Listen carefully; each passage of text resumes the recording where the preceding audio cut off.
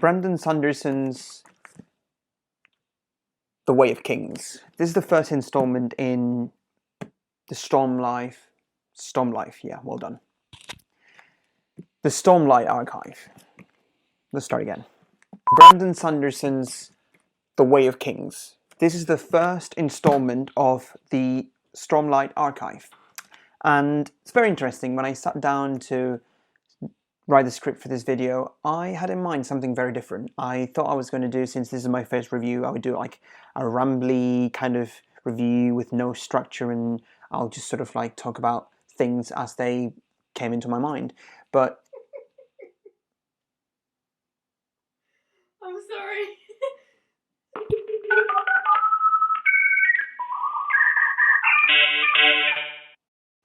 But I realized that I had many more things to say about this book.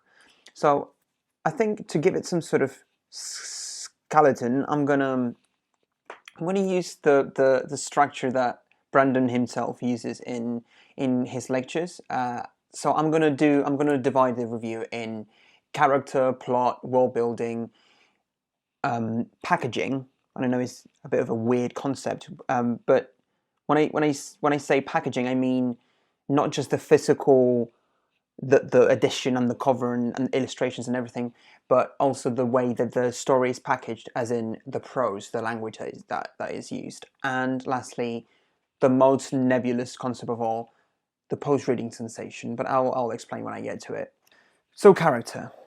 Without getting into complex analyses of characters and to their psyche and their personality, mainly because I have no idea how to do that.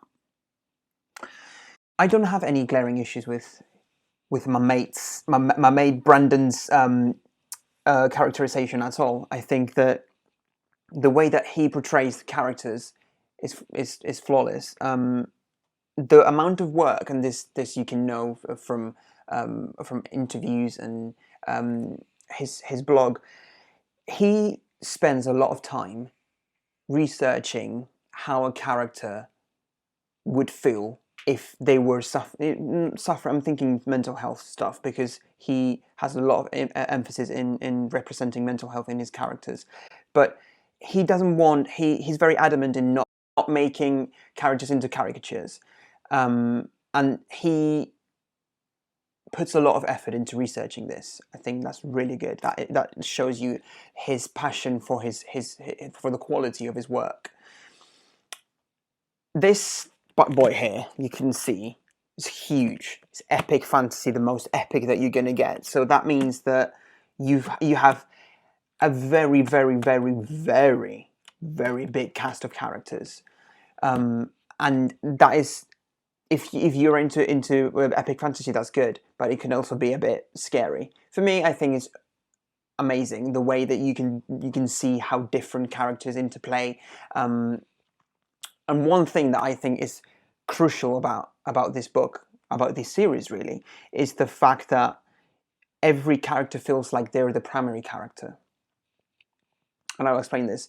What I mean is, that even when you are in an interlude, or even when you are reading the story from the point of view of a secondary character, you feel you walk in their shoes, and they feel like they're the protagonist of their own story, and that is really hard to come by in a book.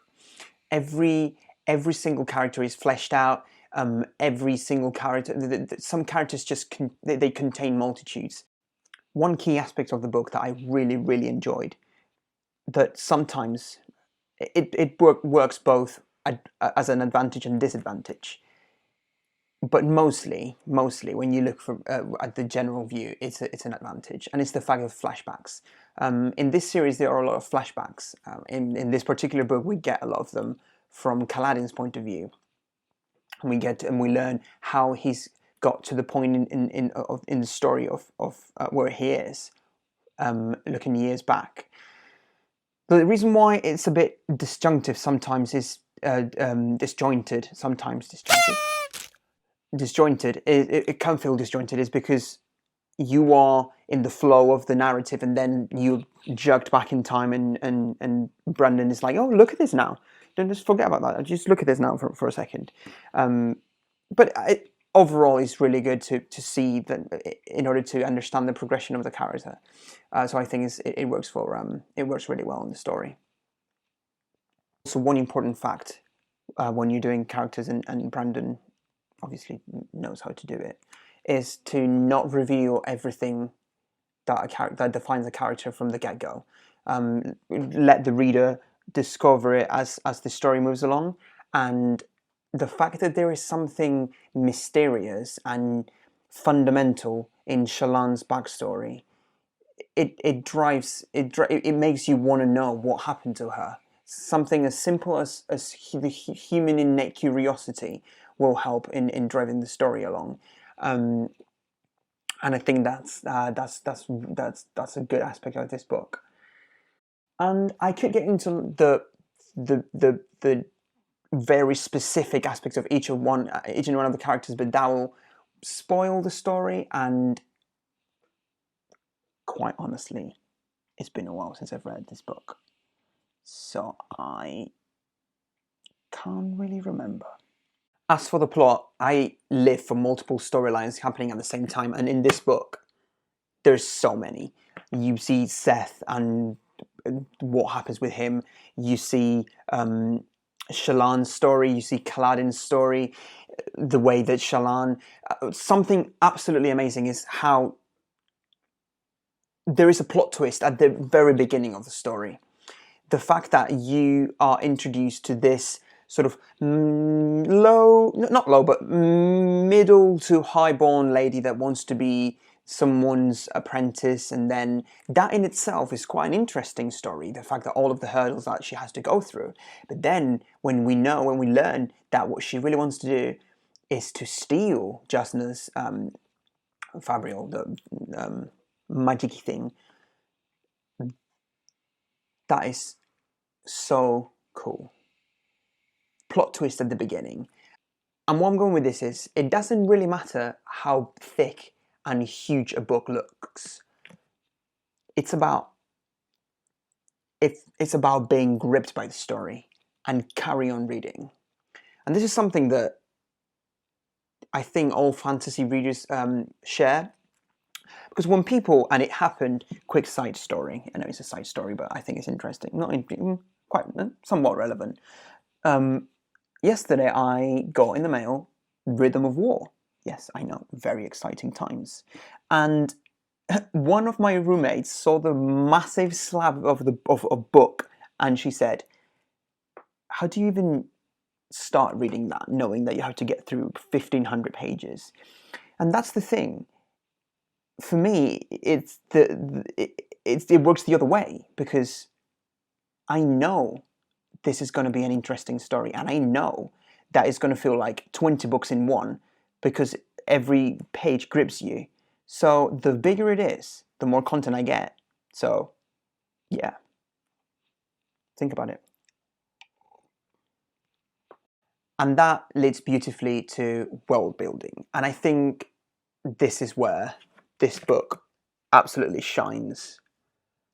So it's a bit ironic because the sun is shining quite heavily now on my eyes, and I can't really see. Stop, please. Oh.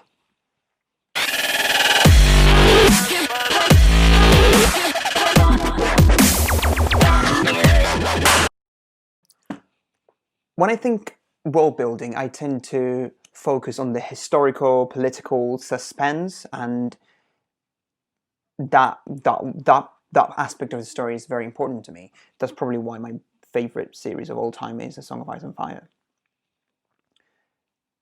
But one thing that trumps that is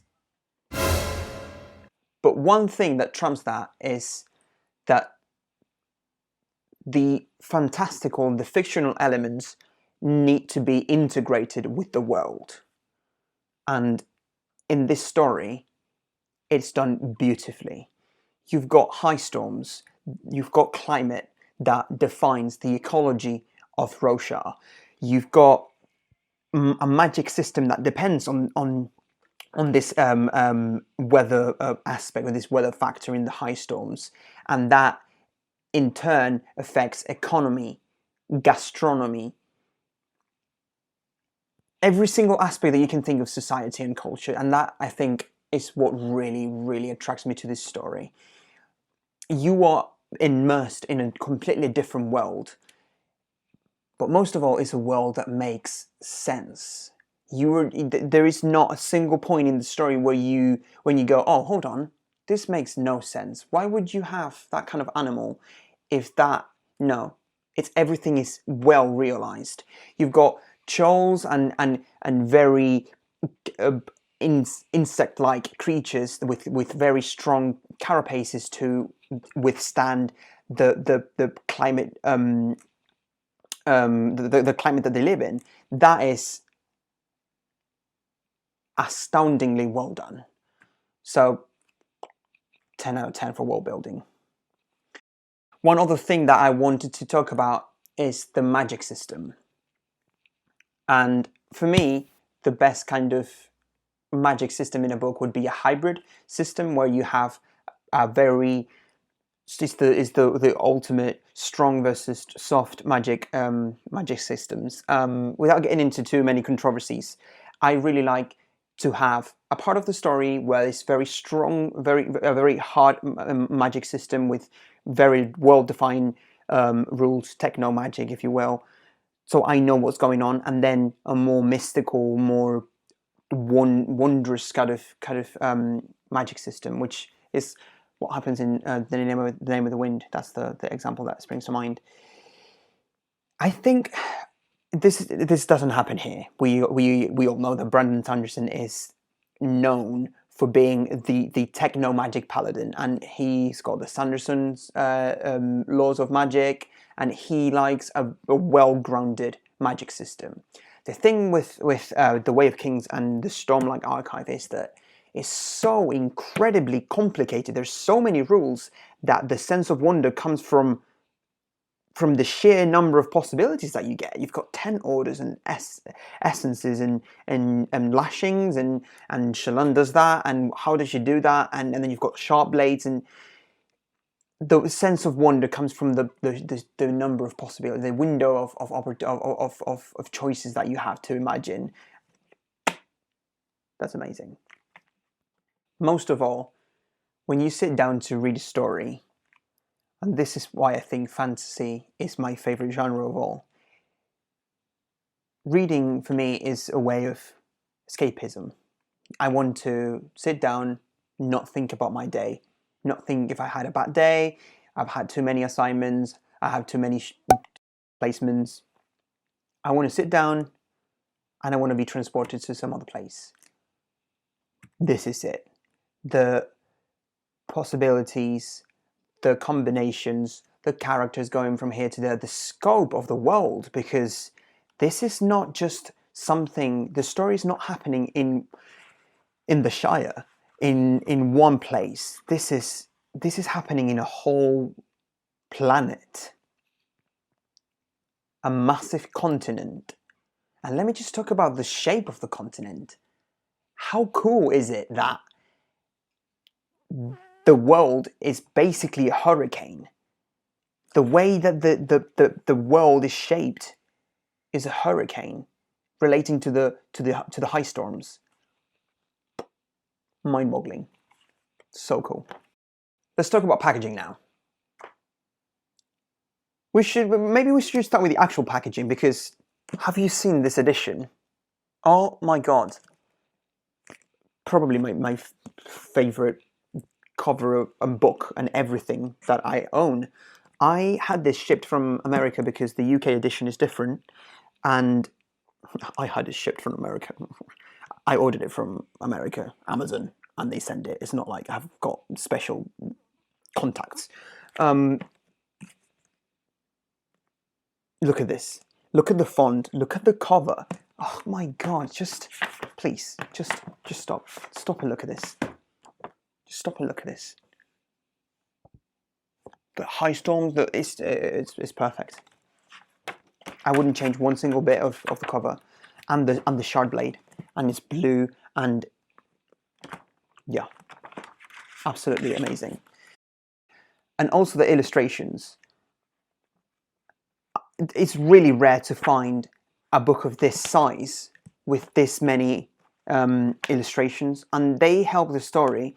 They help propel the story in a way that I couldn't possibly put into words. You need to experience it.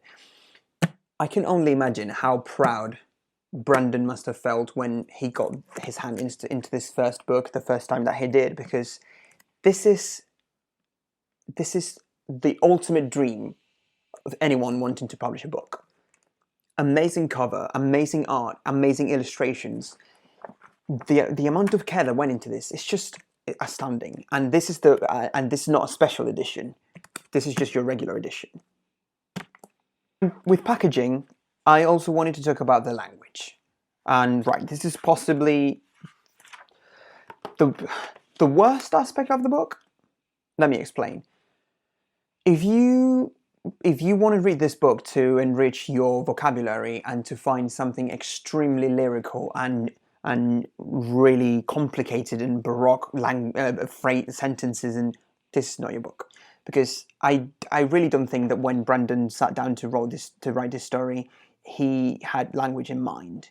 I think that the language is good for what the intention is, to get the story from his brain into your brain. So maybe not the best, adequate. So post-reading sensation, what do I mean by that? You know, when you finish a book, and for some reason I put a lot of emphasis into how I feel after I've read the book, because memory works in a different way from actual facts. Memory is heavily linked with how we feel. Let's not get into neuroscience, but I think it's very important how you come out of that story. And for me, it's actually interesting because I wasn't introduced to this story in the reading form at first. I actually bought didn't buy. I got a free credit on Audible. I bought the audiobook when I was back home and I was learning how to drive. This was years ago. It was like 5 or 6 years ago, and it was just, it's very precious in my mind. It's a very precious memory. Walking back home from the from the learning session, from the drive, and listening to this amazing story. I will just finish this video with a massive recommendation for this book. If you're looking for epic fantasy, something that will make you escape the world, will fully submerge you in the lives of so many different characters, with a gripping plot, this is the way to go.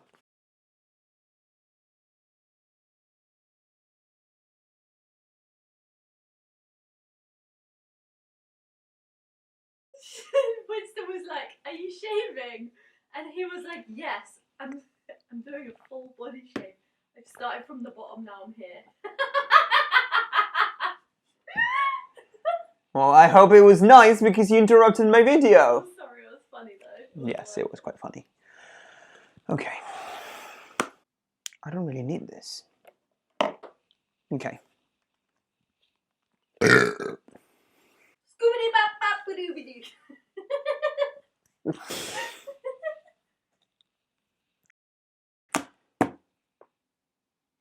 the eye of a hurricane, there is quiet for just a moment.